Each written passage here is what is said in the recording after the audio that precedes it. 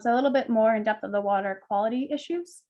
So most of Vermont is part of the Lake Champlain Basin, which is shown in this map here. And 50, let's get rid of this. And yeah, most of runoff in Vermont will drain eventually to Lake Champlain. And the major water quality concern we have in the basin is phosphorus, which is a limiting nutrient for primary production in freshwater systems. And in excess, it leads to cyanobacteria blooms, like what's pictured in the lake here in the summer months. So phosphorus, we definitely need. It's needed in freshwater systems, but when there's too much of it, when the issues are, we have harmful algal blooms and other issues that lead to lakes and our lakes being closed in summer months. So these sources are that lead to excess phosphorus in those lakes are in forests, ag runoff from developed lands, and wastewater treatment. And while there are all these sources, developed lands do contribute more phosphorus to the lake per square mile compared to other land uses, which include agriculture. And in the future, with climate change, increased precipitation will lead to more runoff. So these issues are very pressing and something we need to deal with more. I also linked a report from the Lake Champlain Basin program. It's called the State of the Lake Ecosystem Indicators. And this is a great resource if you're interested in understanding more of the issues that impact Lake Champlain, and a lot of different monitoring has happened. I haven't gone into that report, so if you're interested.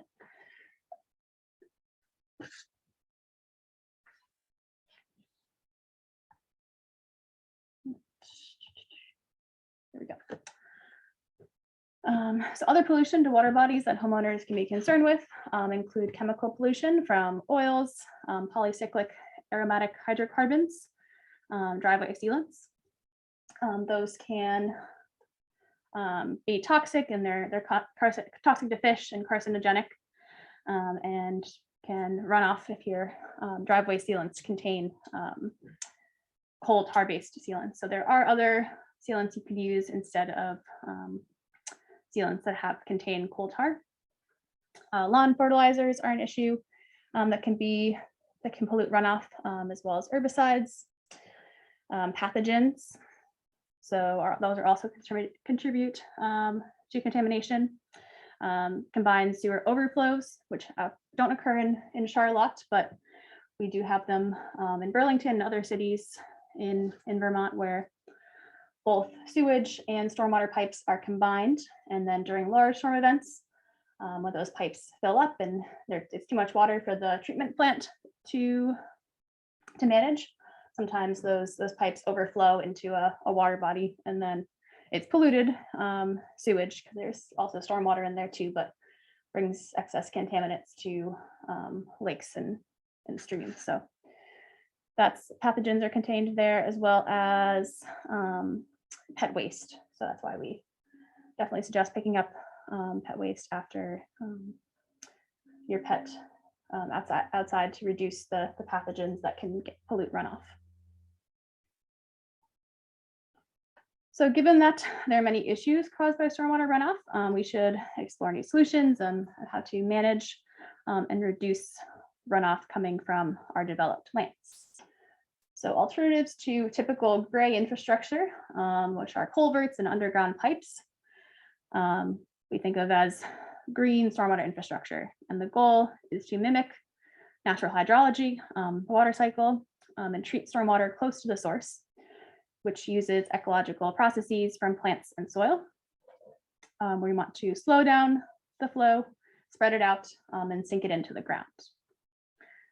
So for there are various types of GSI that can be GSI's green stormwater infrastructure that can be implemented and on different scales. And that's why I'm focused mostly here on residential stormwater. Know that there are other options for in cities and areas where you have larger water volumes. So this is mostly focused on what you can do at home. And then we'd like to point out this resource, which I'm not speaking directly to, but the Vermont Guide to Stormwater Management for Homeowners and Small Businesses is from the state of Vermont, came out 2018. So there's a lot of info on a lot of the practices that I'm going to discuss in the next couple of slides. There's a decision tree for which deciding, which kind of practice you might want to implement depending on which type of runoff you're managing. So this example here is managing a roof. It'll help lead you through some different options depending on considerations at your site, and can be pretty helpful to get a sense of what you might want to consider implementing at your site. So I'll start with some solutions for roof runoff. Runoff coming from rooftop areas prevents opportunity for rainwater capture as well as reuse. If you're interested in reusing that water for plants and in the garden. So a couple of examples of rain barrels here, and a cistern as well. There's several on the side of the Charlotte Library, so a great example there. And there's, if you're interested in actually reusing that water and developing a system to either bring it to a garden or use watering cans to transport that runoff in between storms and actually use the water, then it's a great option. But if it's not something you want to put the time into managing, and then it's end up just being water that's sitting there. So it needs to be something that you're invested in incorporating into management of your property. But if for the right person, they definitely work well, and you can have a lot of creative ways to bring the water to, I don't have a ton of pictures here, but to bring the water to a garden, or transport it from gutters, and then having an area where the water can overflow. And yeah, it can be a great source of water for your garden in the summer. In addition, if you don't have gutters or rain barrels aren't of interest, you could decide to try to use that runoff by disconnecting your downspout from a gutter, and then a pipe on the end of the gutter spout here disperses the runoff into a vegetated area, and then that area can allow for infiltration of the runoff rather than just running down your driveway. It keeps the water on your site rather than sending it to the street. So that's a great option. And then, is that a pipe does that pipe have holes in it along the way to disperse it, or is it just running into that? Yeah, this one would just be running right into this vegetated area. Okay. But I do have some examples of ones that have holes in them. Okay. Yeah, in a couple of slides. But that one likely would just be coming out into that area. And then a drip line trench. You might have a pipe at the bottom of that bringing runoff somewhere, but I think this one, that design would just be gravel underneath you might dig out a bit, a couple inches of soil and put some gravel in, and then allows to slow down the flow off of a side of a roof, and also infiltration into the ground if your soils are good. You'd want to just make sure it's might be use some material to make sure that it's not going towards your foundation or sloped downwards, so that way you're not running into your basement there. So this slide is on some examples of driveway runoff mitigation, and a lot of times these systems can be combined. So you might have something on the driveway and then the water empties into something else. So we'll go through a couple of these examples. If the runoff on your driveway is causing erosion, especially as it is in this gravel driveway here, installing an infiltration trench in the middle of your driveway, in an area where the water already slopes downwards towards is a great way to get the water off your driveway and into somewhere where it can infiltrate or pool for evaporation. And so in this example, those examples here, it's going to the, into your grass area or an area for pooling. This one might be going into a rain garden on the side. And the idea here is just having a grate and then some empty space below that grate with maybe a pipe at the bottom or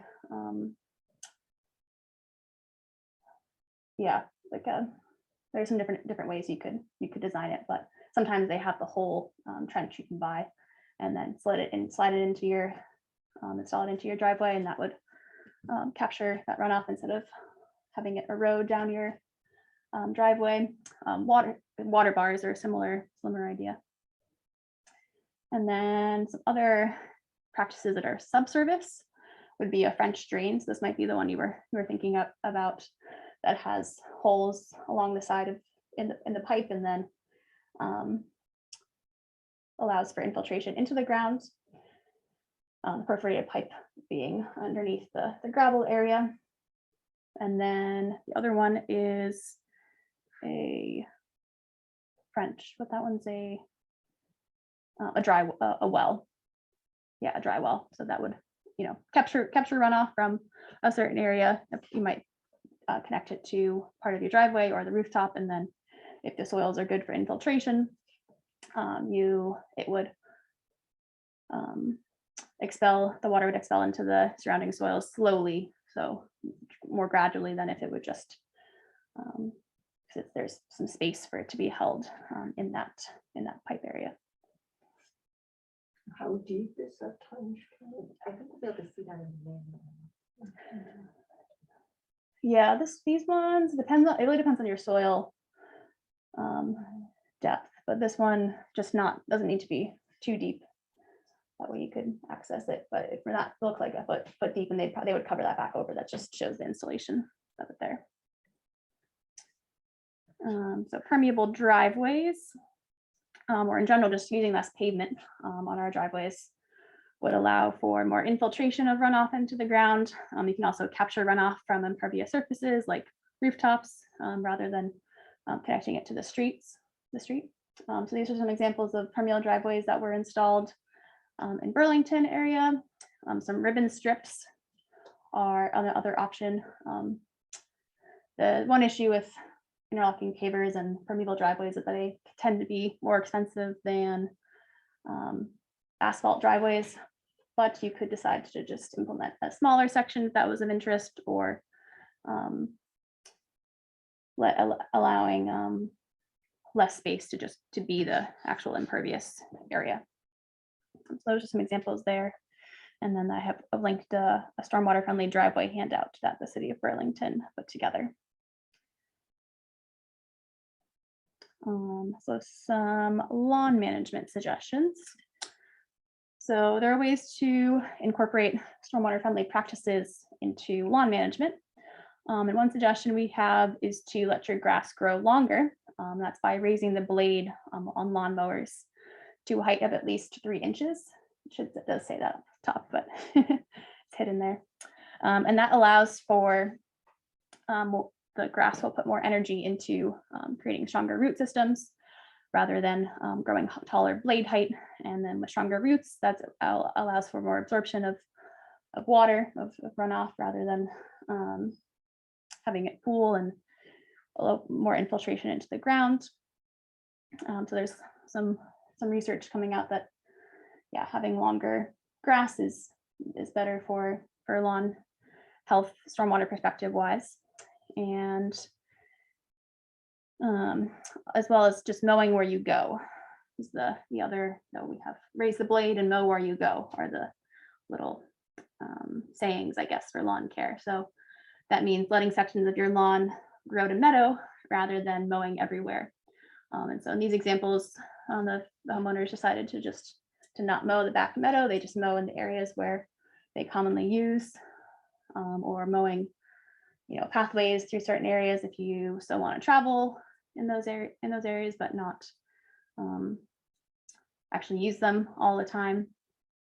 That allows for increased biodiversity in plant species. You could, as well as plant water loving species such as willows. Those are good for soaking up water. If there's an area that's where water's pooling, planting more trees and woody species allow for holding up of that area and soaking water. In general, just using less chemicals and fertilizers. So we suggest talking to a local nursery for suggestions of plants as well too. And there are some rain garden manual plants too that would be just great around your lawn. So I'll point to that too when we get there. All right. So just before we get into actually installing rain garden, I want to just go over what our rain garden is, as well as a picture of a swale here. So this image here is from the rain garden manual, which I'll also mention, but it is, so a rain garden is a depression landscape that's designed to capture runoff from a certain area using plants and soils in order to slow down the water, infiltrate it, and store it as well. So this picture shows the components of a rain garden. You have a depression here in the landscape, deep root systems. The plants allow for transpiration of water back into the atmosphere, and then the soil can soak up runoff, provide storage space, and then there's some filtration benefits as well. So some pictures here, and a swale. Would like to mention a swale as well, since your area might not be the right site for a rain garden, and I'll talk about what you do need for a rain garden site. But swales can be kind of like a dry riverbed leading water to a certain place. This one is a rock-lined swale, so maybe your site, you have more space to allow runoff to travel down part of your at your site, and so having a low point in one spot, and then a mix of rock and vegetation. You might not actually excavate as much as you would with a rain garden. And you could also incorporate a swale to lead to a rain garden as well. So that's those practices are combined typically. And in general, lots of room for creativity in all of these practices. So now I'll just get into some details on these rain gardens. I have copies of the rain garden manual, which is where most of this information has come from, and a lot of the pictures. There's a PDF of the rain garden manual available on our website from Lake Champlain Sea Grant. And I also brought some hard copies so I can hand those off, and we can keep them at the library. Yeah, we can keep them at the library as well too. So I have a bunch of those, hopefully can be useful. This was updated last summer. This was the version that came out by my predecessor in this position. So new information, but updated by the most, the best suggestions that folks in this area in Lake Champlain Basin suggest for rain garden manuals, and research has gone into it as well. So definitely a great resource if you're interested in installing your own rain garden. So I'll discuss site assessment and the sizing of your rain garden, some design suggestions, and then actually installing, and some considerations for maintenance once you have your rain garden installed. So the first step is really to go out, get a site assessment, and then determine your rain garden size. So this picture here just kind of drew a little, if you were bird's eye view of your property, to look down at what, impervious surfaces, what areas where you have runoff coming off those surfaces. And then you can make a map, I guess, as you walk around your property. And some questions for rain garden specifically you might consider would be, where does water go now when it rains? You don't want to place your rain garden in an area where it's frequently wet, because that means those soils don't drain well already, and it's harder to definitely want to So not all sites are made for ideal for rain gardens, but and you can, if your soils are not ideal, there are ways to fix that. But in general, picking a place where it's not wet after storms, where there isn't pooling already, would be a good spot, and also a low zone, which you can regrade areas and make it fit your site as well. But ideally a spot where you're able to, it's close to the source of the runoff, so that way you don't have to do too much work to get the water there. In this example here, I have this design of our hypothetical rain garden would be getting runoff from both the driveway area as well as part of the rooftop. So that's the darker gray is the house, and then we have a driveway. So we're getting driveway runoff and rooftop runoff leading into a rain garden. So once you decide on your location, you'll want to make sure that your soils are going to work for this type of project. So the two things you'll want to test is soil texture, and then that will influence infiltration as well. So the two things to do, I have a few pictures of them here, is in your site, you want to dig a hole about 2 to 3 feet deep, fill it with water, and then if you come back in a day, that water should drain within that 24-hour period, ideally. You'll fill it to just below the surface of the soil once you've dug the hole. And if it does, that would be indicates generally a good area where you might want to consider your rain garden. If it doesn't, you could find a different spot on your lawn, or we can also add more sandy soils that are better for infiltration. The other suggestion to do is conduct a ribbon test. And so that means in this picture, this person's hand is held a handful of soil, and then you want to add a lot of water. Looking up a ribbon test is pretty commonly done. So you could find those suggestions online, but add a lot of water, mix it around in your hand, and then when you press your index finger between your thumb, you'll want to see how much that soil sticks together and forms a ribbon. So if it breaks off really easily, you have a more sandy soil. If the soil sticks together for a longer amount before it breaks off your hand, then you have a more clayey soil, and that means worse infiltration and more pooling of water in that area. So it might not be the best spot for your rain garden. But like I said, you can bring in sandy soil to create a mix that would allow for better infiltration.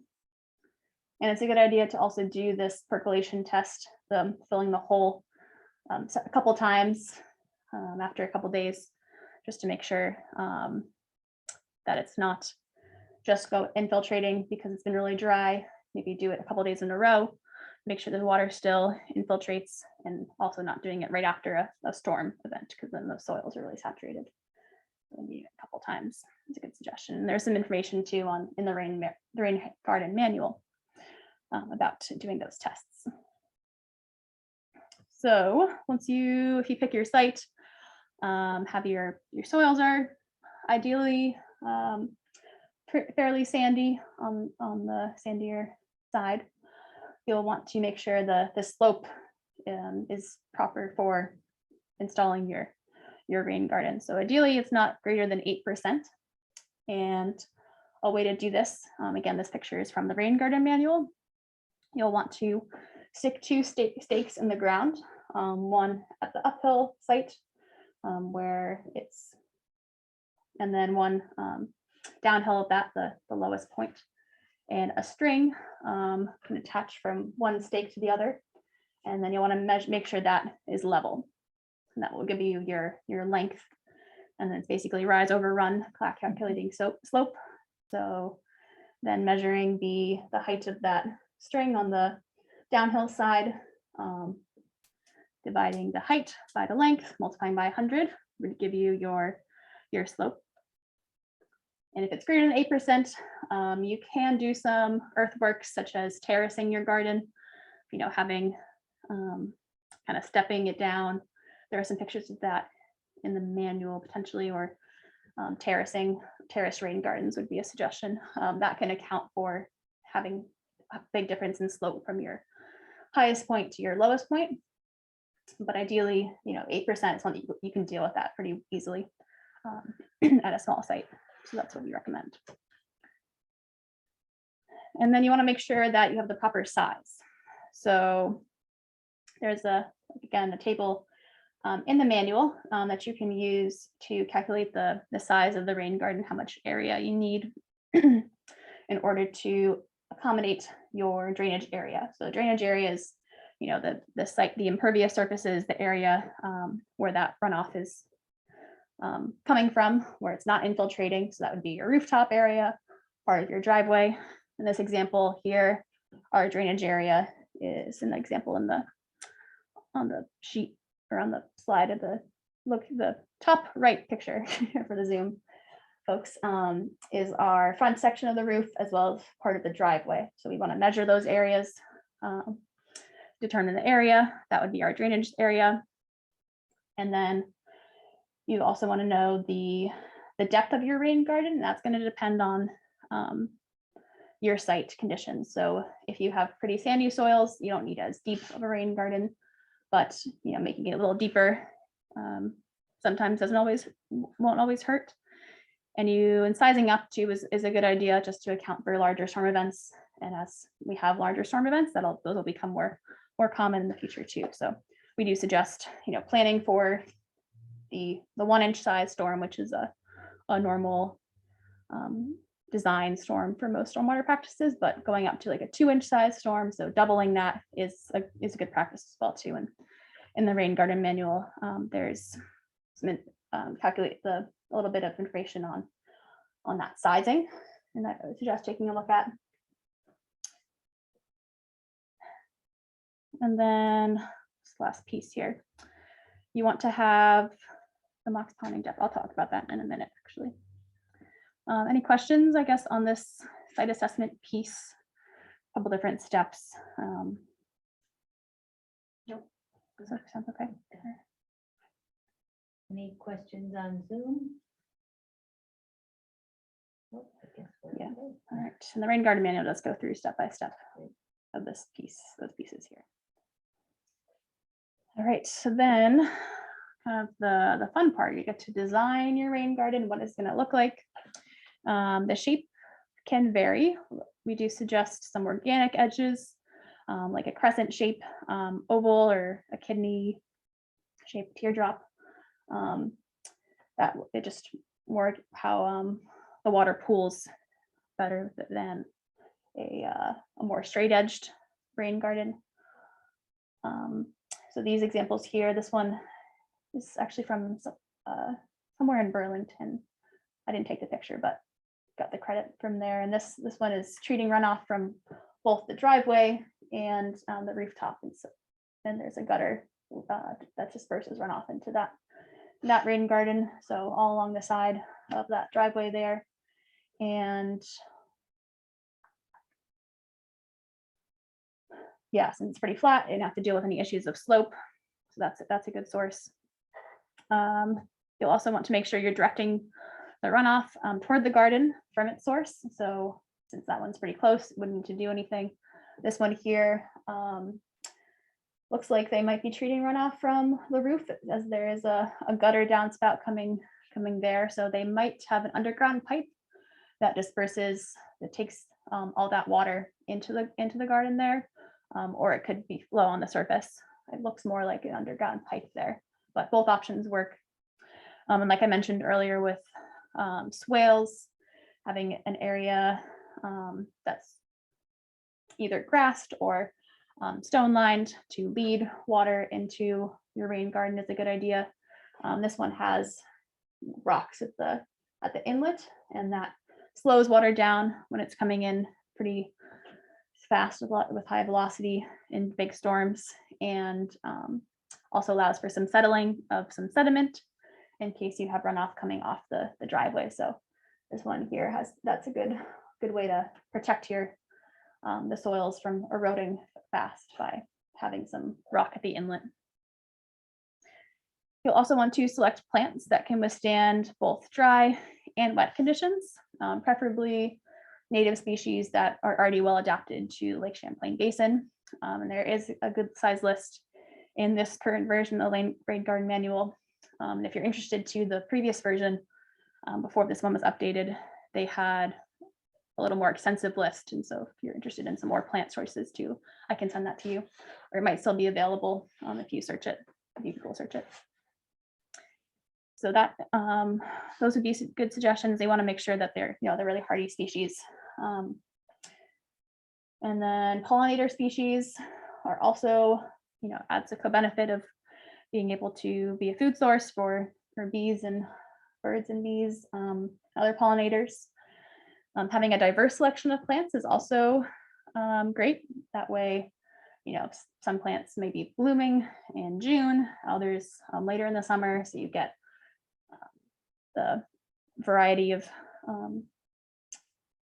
flowering times, and also just the plant diversity, increasing plant diversity is well, some plants don't survive, others might be stronger, and various benefits such as that. So increasing biodiversity, we suggest.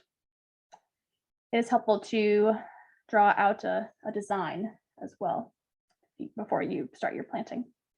And I have an example of that in a minute. So once you've figured out your site, which plants you're going to use, and if you need to do any soil amendments, you actually can start with your installation. So the first thing we recommend is to make sure that where you're going to actually dig is in a dig safe area. So you calling the 188 dig safe will check your utilities and any pipes that are underground. Make sure you're not going to cut off your Wi-Fi for the day. So that's just a safe thing to do before any groundwork. You want to define the perimeter. Like I said, the various different sizes or designs.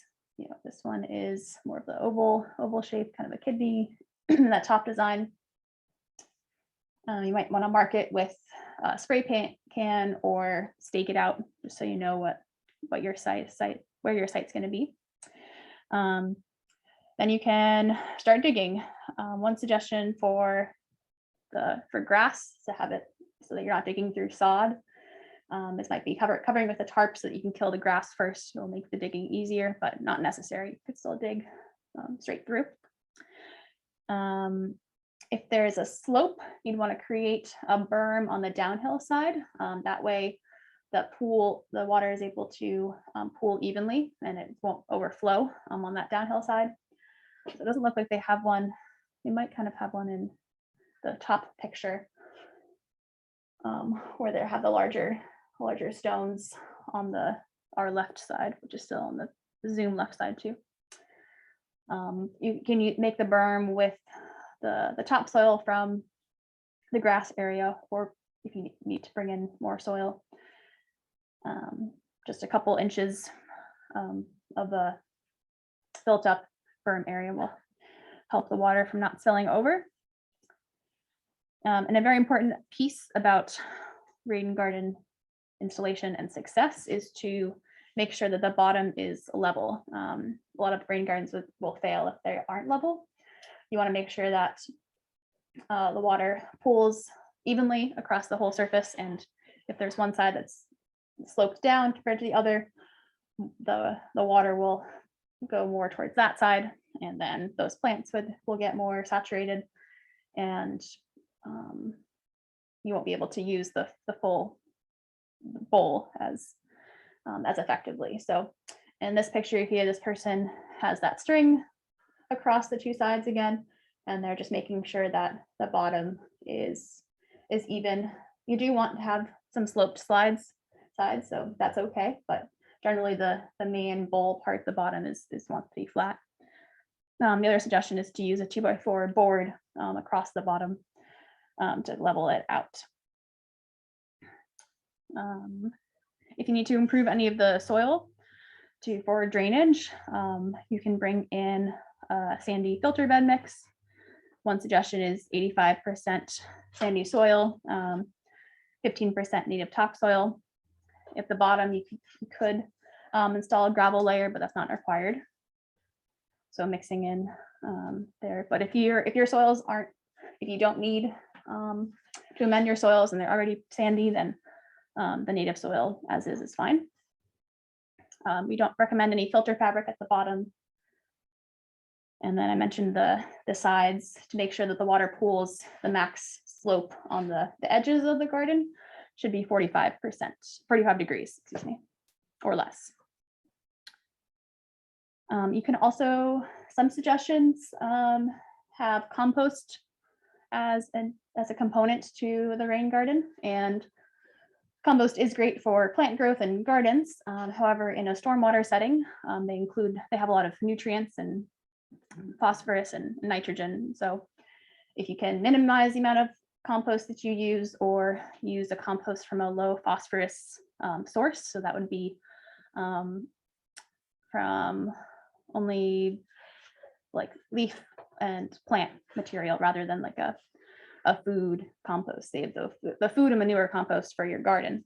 But in an area where you're filtering water through, ideally best to limit the amount of nutrients, and these plants are pretty hardy for these to be able to grow. So you won't need too much additional nutrients for plant growth. But if you do want some, we do suggest just using that compost around the plant roots itself. That provides some stabilization if it's starting to grow, or just minimal amount in your mix if you want to include it. But yeah, a lot of times you're just creating, instead of removing the nutrients is what your goal is, you'd be actually adding them.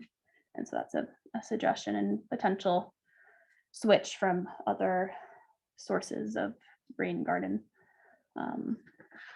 directions, I guess. Could you just repeat what the soil mix was? It was Yes. 85%. 85% sandy soil, and then 15% native topsoil mix. Yes, yeah. Or 72 if your soil is it's pretty clayey. You might want to do more sandy soil. And there might be some of that in the rain garden manual, I forget. But that was something I was told.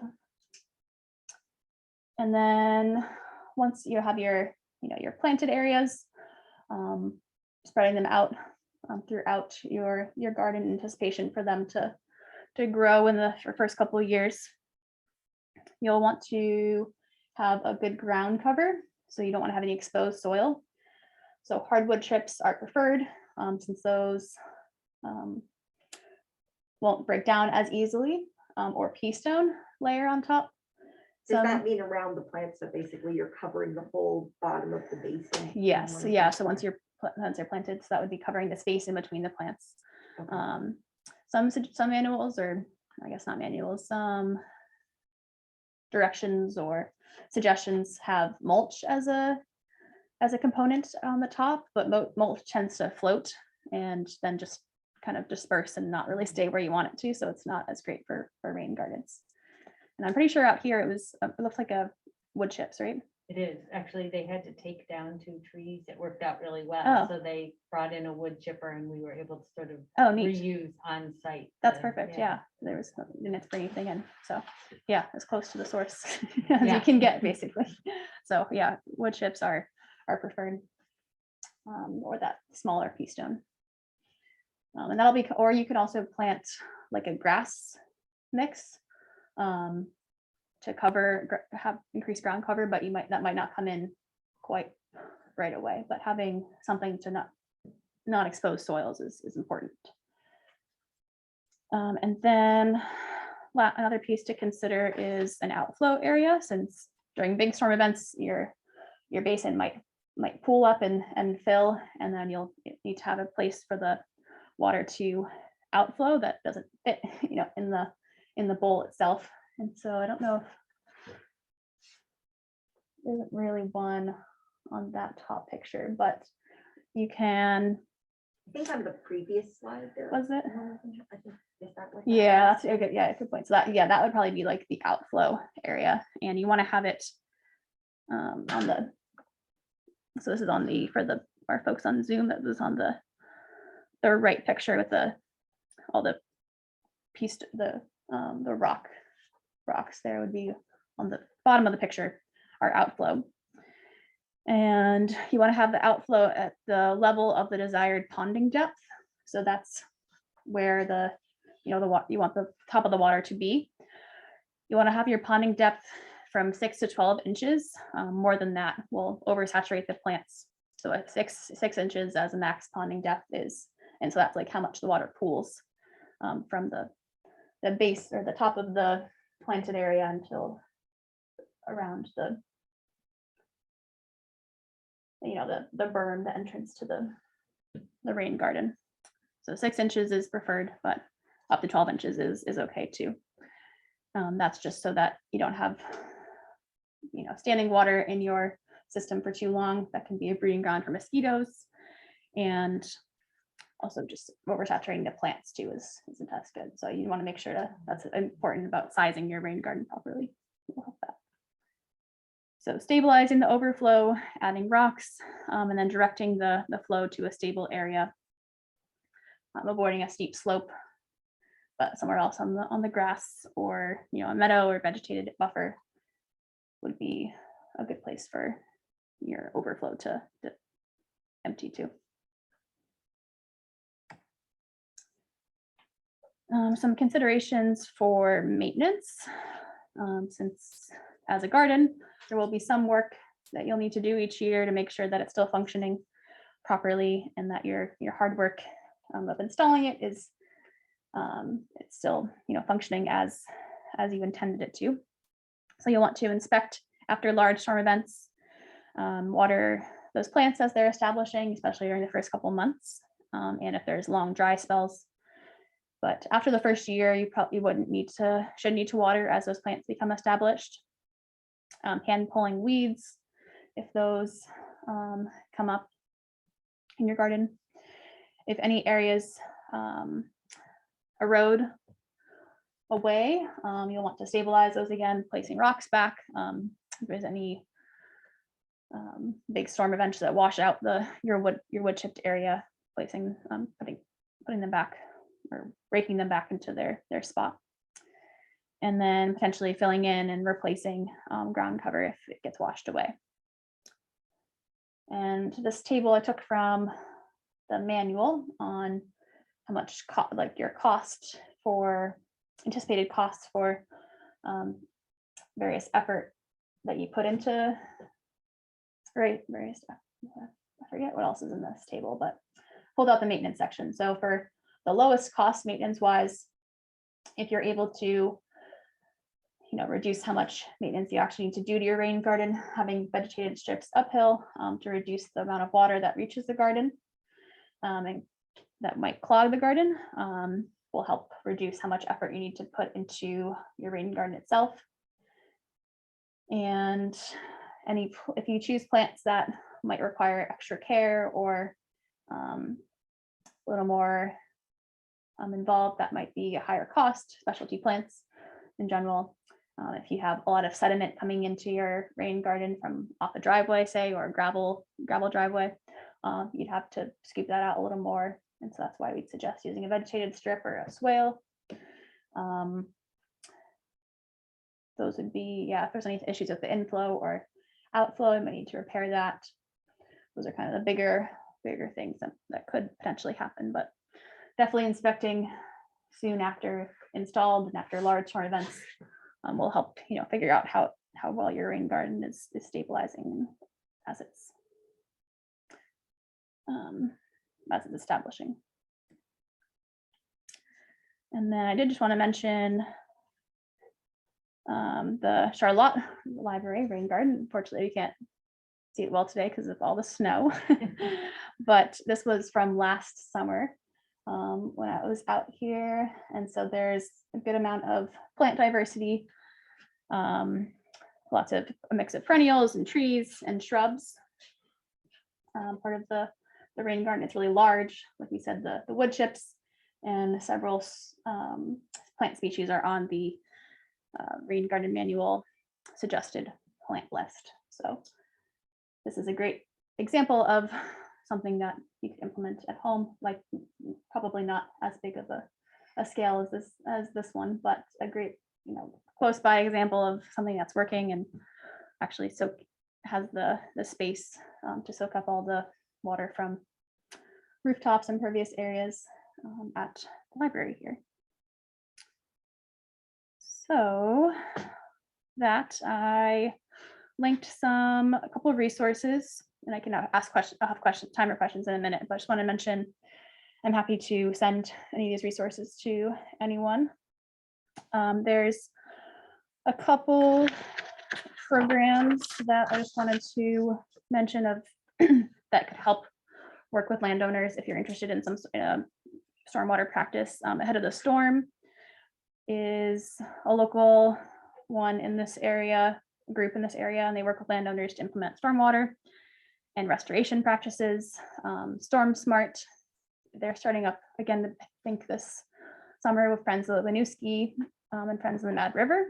There's a new program from the Lake Champlain Basin program offering site assessments for folks that have streams as part of their property and suggestions for stream restoration projects that people might want to implement, and some resources too on their website.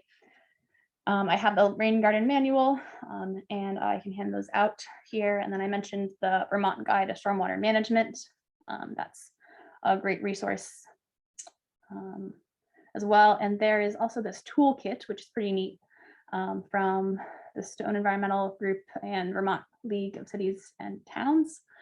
Was developed in 2015, I think, but you're able to size small green infrastructure practices to your site. So it's like an Excel document, and it's available for free on the Vermont League of Cities and Towns website. That's pretty useful, and that just fits into what was used in the rain garden manual calculations. And then my contact info is there. Be happy to talk more or also provide more resources, or if you have questions that I can't answer, I can figure those out too. And yeah, thank you all for your interest in helping to reduce pollution and keeping our waterways clean. And thank you for your attention. And I'll take any questions from both our Zoom audience and in-person audience.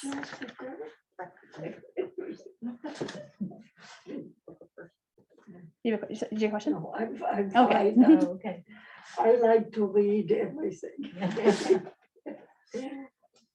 Anybody, either of our Zoom listeners have questions or?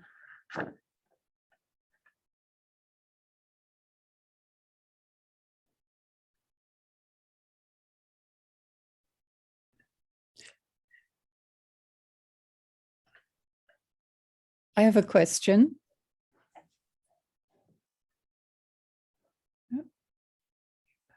Can you hear me? Yes, we can.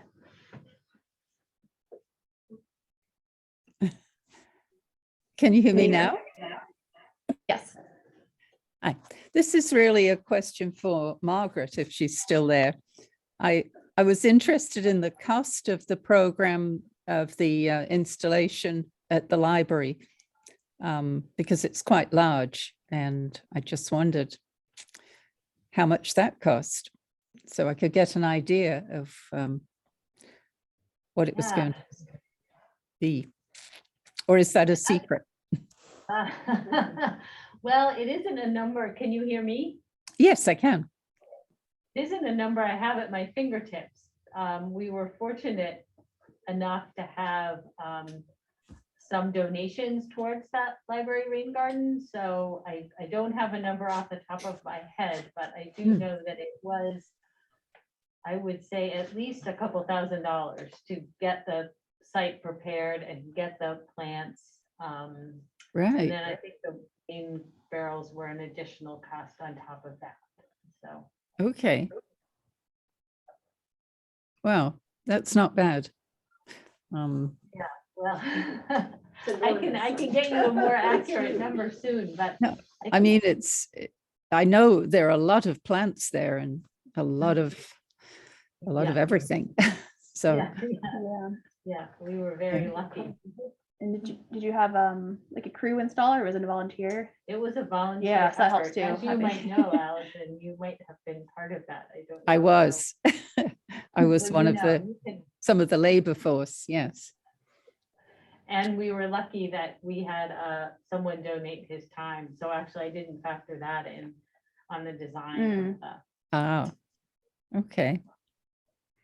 but we are hoping to make, I mean, this is the first, we hope that Jill will come back or other folks from the Sea Grant to help us, with the education piece so that it doesn't have to be such a heavy lift for other people, that Hmm.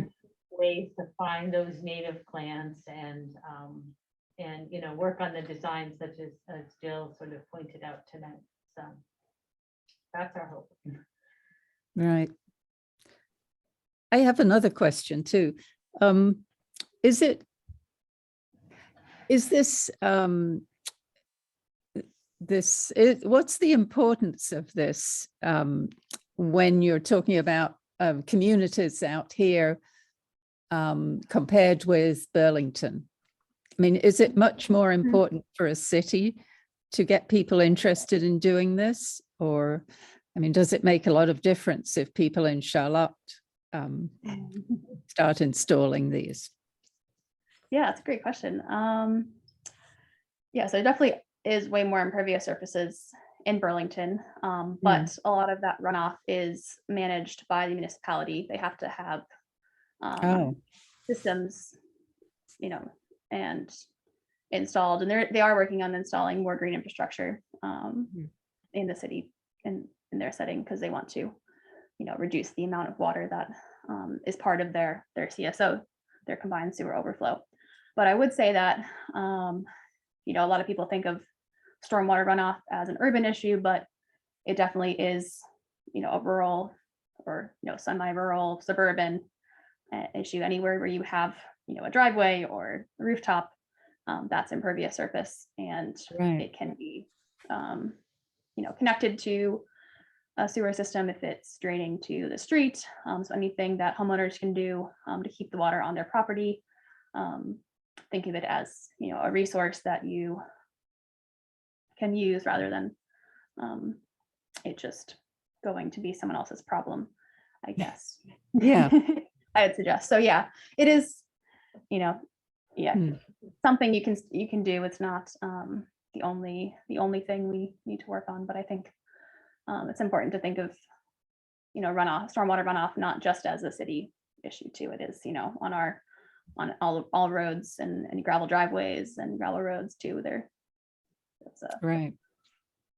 Thank you. How far does it travel? So, for example, like in other words, when you're talking about the lake's health and you're looking at an area like Charlotte, that's, we have portions of Charlotte that are right on the lake, and then we have portions that are a few miles away. Sort of what is if we don't manage our stormwater, where does that water go, and how does it end up in the lake? Does that depend on proximity to feeder streams or something else? Yeah, definitely depends on how close you are to another stream. It might, some stormwater pipes might empty directly into a stream. If they're into like a culvert, that might be where it goes. So that would go really quickly to the lake. But if it's, somewhere you're able to slow it down, allow for infiltration, and then that water will reach the lake not as quickly. It'll go into the groundwater. So anything you can do to slow it down, keep it on the landscape longer, rather than just going straight to a stream, is kind of the goal of these kinds of practices. But yeah, it's a good question.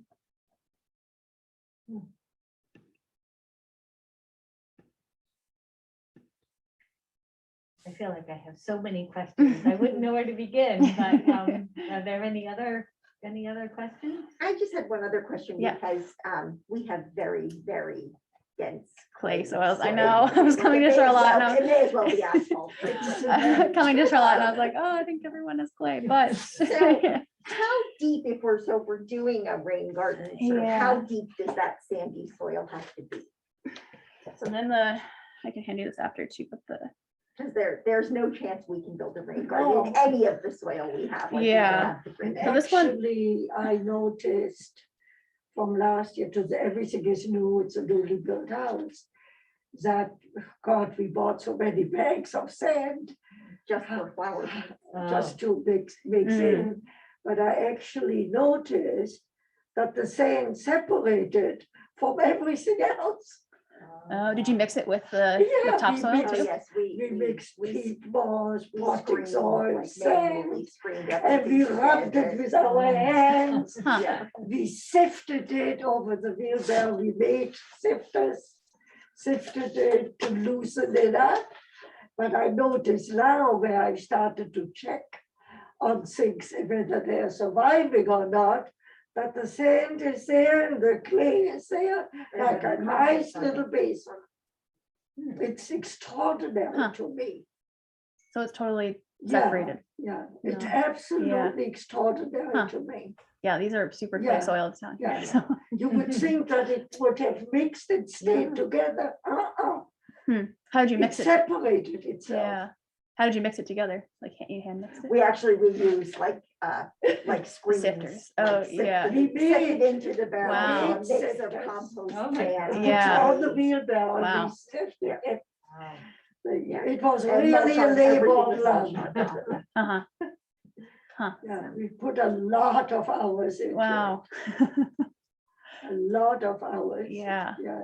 Yeah, I don't have any experience working with. But I'm Clay soils really too much, unfortunately, interested in but- the rain barrels because Yeah. we've had a soft winter or gentle winter. We often get a short drought in Vermont after Mhm. winters like this. So I feel since we are putting in so many new plantings with the rain barrels, if I can attach a nice long hose, I can keep all the young things alive. That's what That's we why do I'm here. interested in the rain barrels, Mhm. really. So, Yeah, the big grain barrels like because that. we have a large roof span also, so, Yeah. yeah. One thing is just you could add one thing you can set up a system where you have a pump too to pump the water from the Mhm. rain barrel, and yeah, Right. sounds like you're familiar with that too, or just have it flow via gravity, but Yeah. that could be depends on the water level too. Mhm.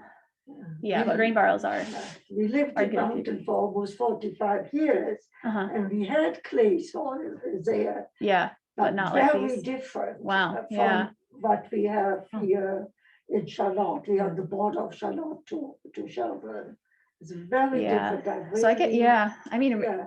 yeah, it could be a rain garden might not be the best Mm. option Really, I for, mean, everything we plant needs, I would say, 6 times as much labor and care and Yeah. preparation than what I planted in Mountain. Hmm, Yeah. Yeah, I know when we, not to get off No, no. topic, but before we put the addition on the library, we had a library garden and we have, I mean, in the summertime, this is like concrete, the Mhm. soil here. And we started off growing potatoes and we did that where you dig the potatoes in the ground and you put the flakes of hay on top or straw.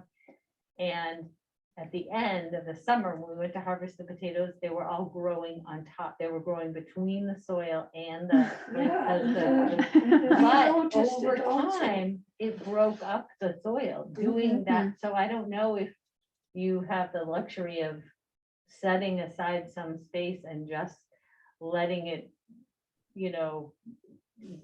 you wouldn't have to do all the work, but it would take a longer time, but it did, and we ended up with really nice, and then eventually we were able to work some, nice topsoil and Mhm. compost I in. know gardening requires a lot of years. Yes. Yeah, I know. We To did- get we the soils actually ready, yeah. did just sort of mass seeding of marigolds and cosmos on Oh, a seed beautiful. collector. Yeah. And just mass, and we cut them down, but we didn't remove them or anything. And Yeah, yeah. actually, in That's those a great places, idea. the same thing has happened.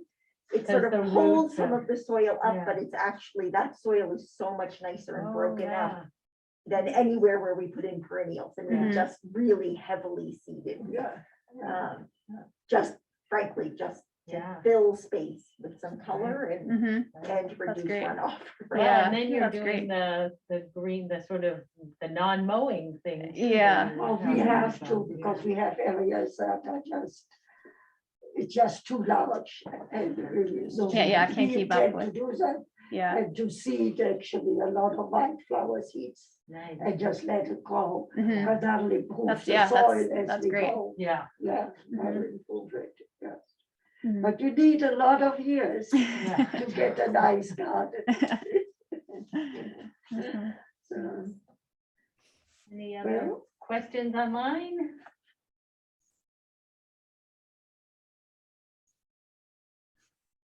Great. Well, thanks so much, Jill. This was great. Thank you. This Yeah. is Thank really you great. very Yeah, much. of course. Thanks Yeah. for having me. It's been fun to do it in person and on Yeah. Zoom and work with the work with our technology.